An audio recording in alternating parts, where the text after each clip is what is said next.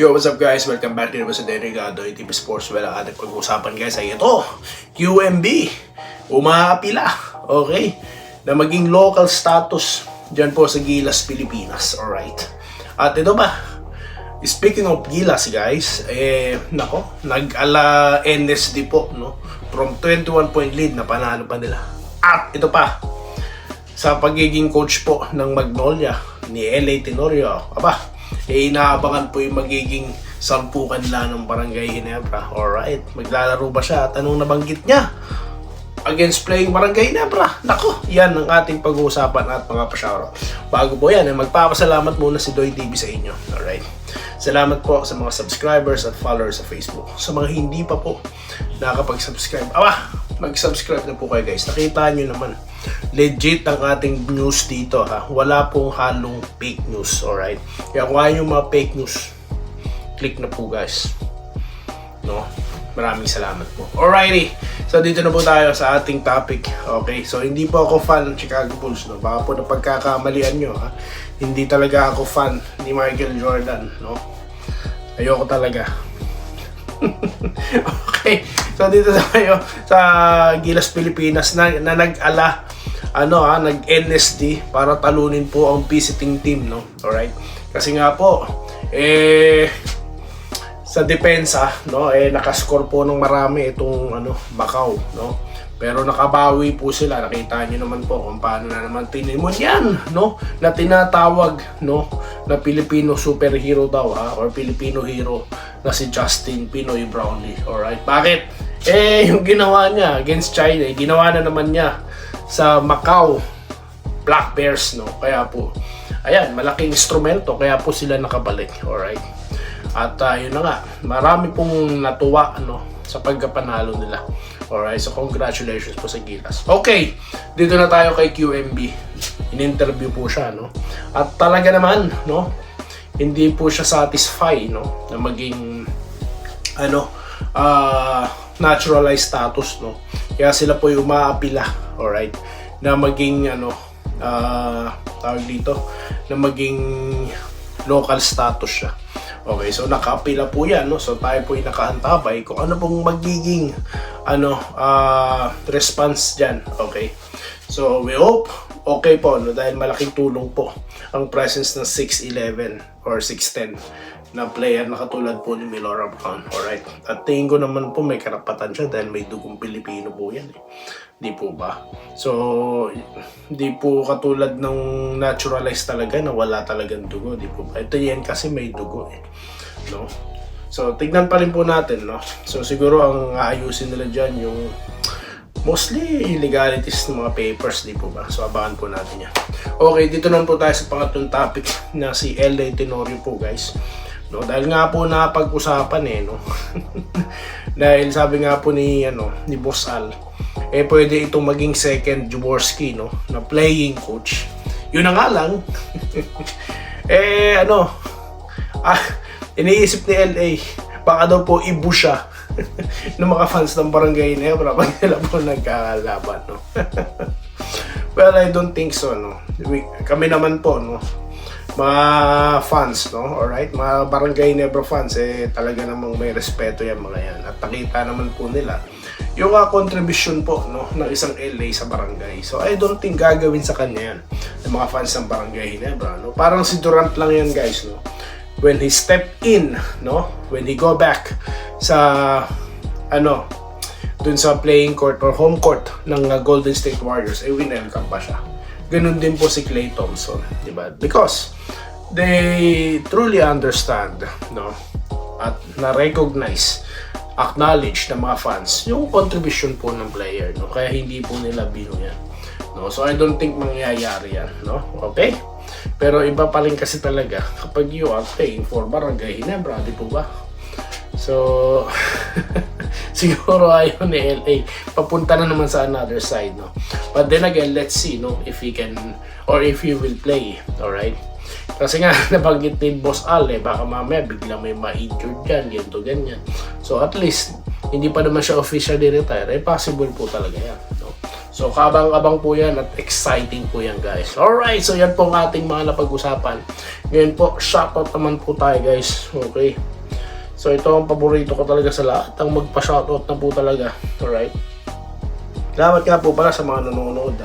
Marami rin po nanood, no? Salamat po sa inyo. Okay.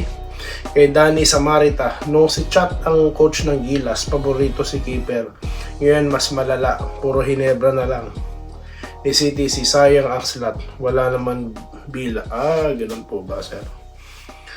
Hindi ko po napanood ng kabuuan yung laro, no, sir? Alright, so I can't comment dito po sa inyo pong komento. Alright. Dismayado, puro na lang daw po Hinebra. Scotty lang dapat. Siguro he's talking about Japet or Jamie Malonzo, di po ba? Na nandyan din po sa Gilas. Well, kasi nga po mga trusted guys yan ni CTC, di po ba? Ganyan naman po talaga no? So, yun lang, masasabi ko. Ludwaldo Prastilla, good morning, Doy TV. Alright, panalo ang Gilas laban sa Macau. Magaling talaga si Brownlee Balocopas. Grabe yan. So, isa pa yun, no? Counted din si Brownlee sa binabanggit ng ating commenter, no? Kasi po talaga sila Ang mahalaga po kasi sa ganyang klase ng laro, yung familiarity, no? Kaya siguro mas komportable si Coach Tim Cone, no? Na gamitin ng mga Hinebra players. Malay nyo naman, sir. Malay nyo naman. Magbago yan. Kasi tune-up lang naman yan. Di po ba? At yung lineup po na hinaharap niya is po yan, minamatch up niya po sa kalaban. Di po ba? So, baka po sa preparasyon, no?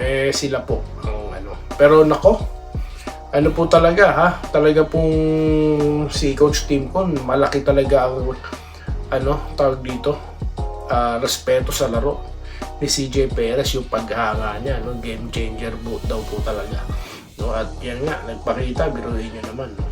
Segundo Aurelio, good morning.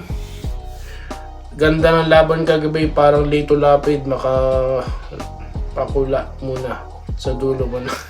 Oo nga, no? Well, naghahanap po ako ng tawag dito, ng possible review replay, no? Para po makasabay naman ako sa napanood nyo, no? Alright.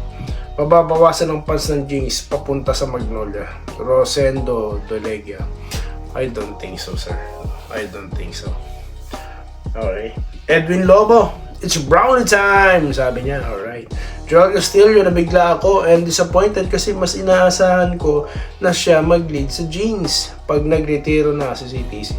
Well, nandyan po, no? Ang player na hindi nagugulo ang buhok. Na assistant ng barangay na si Richard Del Rosario. Oh. Kaya po, relax lang kayo, sir, Gerald Castillo. Okay?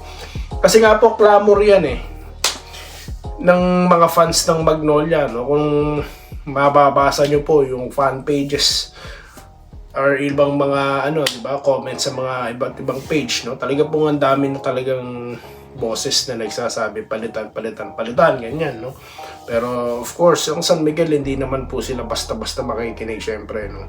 Dahil di nga po nila sigurado, baka mamaya, mga hater lang yung mga yan, di po ba? Pero alam nyo po, sa nangyari po sa kampanya ng Magnolia, no, wala po tayong magagawa, no, sa naging decision dahil technically ganoon po talaga, no? Alright. So, sabi ko naman sa inyo, hindi po ako nagsalita, no, about kay Victorero, alright? Kasi nga po, livelihood yan, hanap buhay kayo kung magsasalita ng mga ganito-ganyan komento, no? Pero, ganyan po talaga pag di nanalo yung team, no? Kailangan talaga ng panibagong approach. Alright? At nandyan na si LA. Joiner Javier, sana makuha ng Hinebra sa QMB, bagay siya sa style ng CTC. Malabo po no? Pag kinakuha po na Hinebra yan, ako po, grabe po, baha ang luha, no? Ng mga ayaw. Sigurado yan. Maliban na po, no?